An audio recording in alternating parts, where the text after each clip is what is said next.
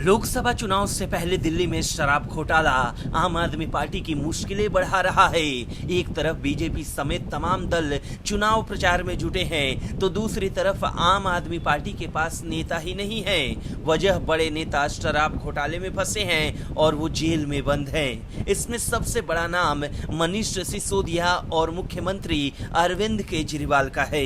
इस बीच मनीष सिसोदिया पर कोर्ट ने फैसला सुनाकर साफ कर दिया कि सिसोदिया इतना जल्दी बाहर नहीं आने वाले हैं। पूर्व उप मुख्यमंत्री मनीष सिसोदिया को कोर्ट से राहत नहीं मिली। दिल्ली की राउज एवेन्यू कोर्ट ने मनीष सिसोदिया की न्यायिक हिरासत 18 अप्रैल तक बढ़ा दी। राउज एवेन्यू कोर्ट में इस मामले की अगली सुनवाई अब 18 अप्रैल को होगी।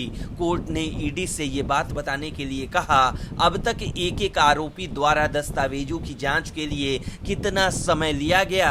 मनीष सिसोदिया 26 मार्च 2023 से जेल में बंद हैं। इस मामले को लेकर सीबीआई और ईडी का ये दावा है कि सिसोदिया ने शराब कारोबारियों को फायदा पहुंचाने के लिए आबकारी नीति में बदलाव किया था। इससे आप नेताओं को बड़ी राशि रिश्वत के तौर पर मिली। इससे पहले सिसोदिया की जमानत याचिका पर 2 अप्रैल को भी सुनवाई हुई थी। इस दौरान उन्होंने अदालत से कहा था कि उनको जेल में रखने से कोई फायदा नहीं है, क्योंकि उनके खिलाफ चल रही जांच पूरी हो चुकी है।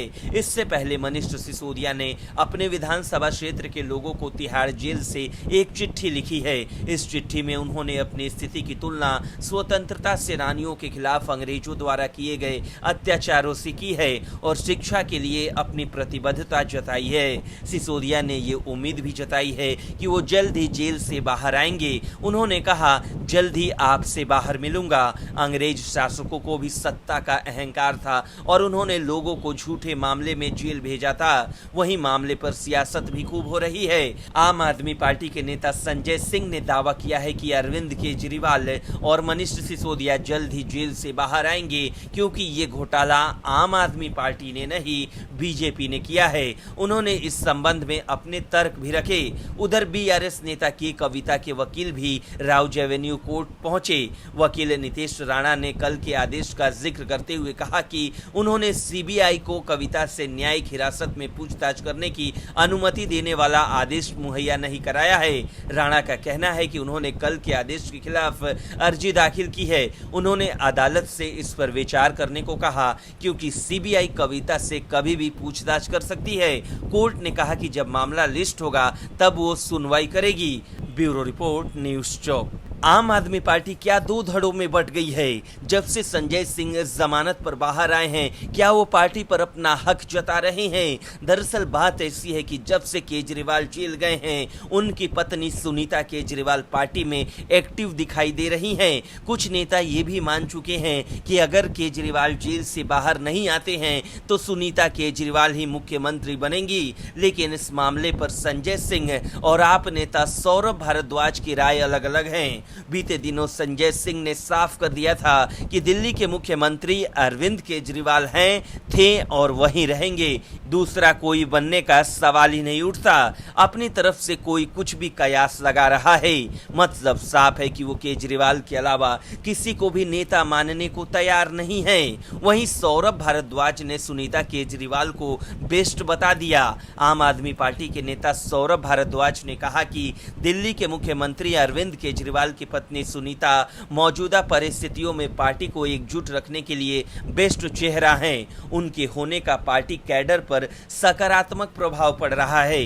दिल्ली सरकार में मंत्री सौरभ ने कहा कि सुनीता केजरीवाल ने हमेशा कहा है कि वो जेल में बंद दिल्ली के मुख्यमंत्री की दूत हैं। सौरभ ने कहा कि समर्थन आधार कैडर और शीर्ष नेतृत्व के बीच भावनात्मक संबंध में किसी संगठन को एकजुट रखने में अहम भूमिका निभाते हैं। वो अरविंद केजरीवाल के संदेशों को पहुंचा रही हैं। इसका हमारी पार्टी के कैडर और हमारे समर्थकों पर प्रभाव पड़ रहा है।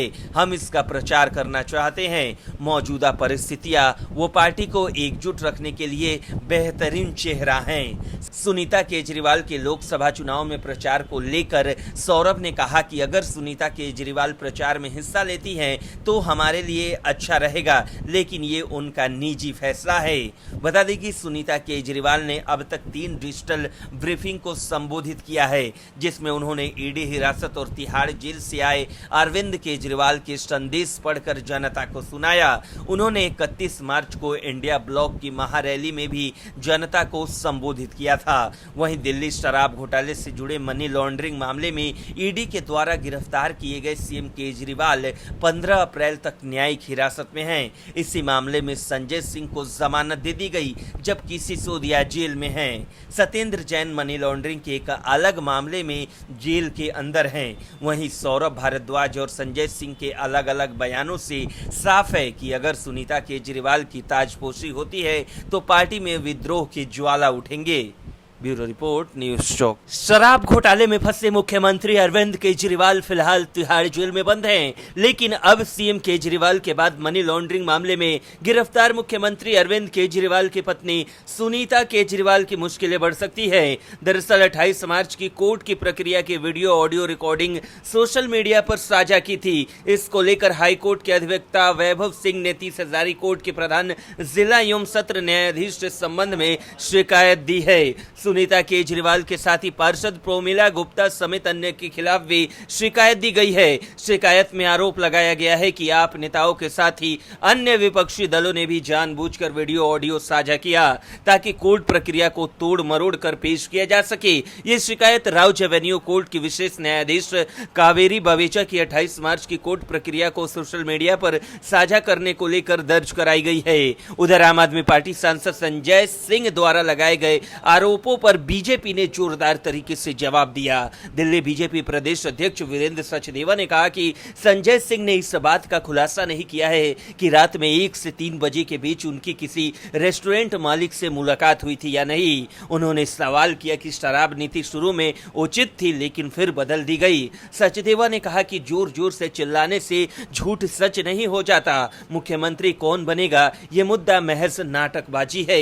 आपको बता दें कि आम आदमी पार्टी के आरोपों के बीच बीजेपी सांसद मनोज तिवारी ने कहा कि अरविंद केजरीवाल को लोगों का गुस्सा झेलना पड़ा है। उन्होंने दिल्ली में स्कूलों की जगह शराब की दुकानें खोलने को लेकर केजरीवाल की आलोचना की। तिवारी ने उन महिलाओं के प्रति सहानुभूति व्यक्त की जिन्हें उम्मीद है कि उनके बच्चे उनका समर्थन करेंगे, लेकिन केजरीवाल के कार्यों के कारण उन्हें शराब से संबंधित समस्याओं का सामना करना पड़ सकता है। तिवारी ने केजरीवाल पर दिल्ली को लूटने और निजी फायदे के लिए सरकारी खजाने से 25 से 30 करोड़ रुपए निकालने का आरोप लगाया। उन्होंने दावा किया कि केजरीवाल को केस लड़ने के लिए 100 करोड़ रुपए और चाहिए। तिवारी ने तर्क दिया कि अगर केजरीवाल ने दिल्ली को 25 करोड़ रुपए आवंटित किए होते तो सड़कों पर बहने वाला सीवरेज के मुद्दे का समाधान किया जा सकता था। उन्होंने गोकुलपुर के एक विधायक के साथ हुई बातचीत का जिक्र किया जिन्होंने स्वच्छ पेयजल की मांग की थी। तिवारी ने दिल्ली के पड़ोस में गंभीर स्थिति पर जोर दिया। बीजेपी सांसद मनोज तिवारी ने कहा कि दिल्ली में खोलनी थी पाठशाला, लेकिन तुमने खोलना शुरू कर दिया मधुशाला। ऐसा लगता है कि बीजेपी को दिल्ली के शराब घोटाले पर श्वेत पत्र लाना होगा और मुझे विश्वास है कि हम ऐसा करेंगे। सब कुछ बिल्कुल स्पष्ट करें। सबसे पहले उन्होंने दिल्ली को लूटा और फिर सरकारी फंड से शराब नीति का मामला लड़ने के लिए 25 करोड़ रुपए खर्च किए। इसके लिए उन्हें 100 करोड़ रुपए और चाहिए। ब्यूरो रिपोर्ट, न्यूज़ चौक।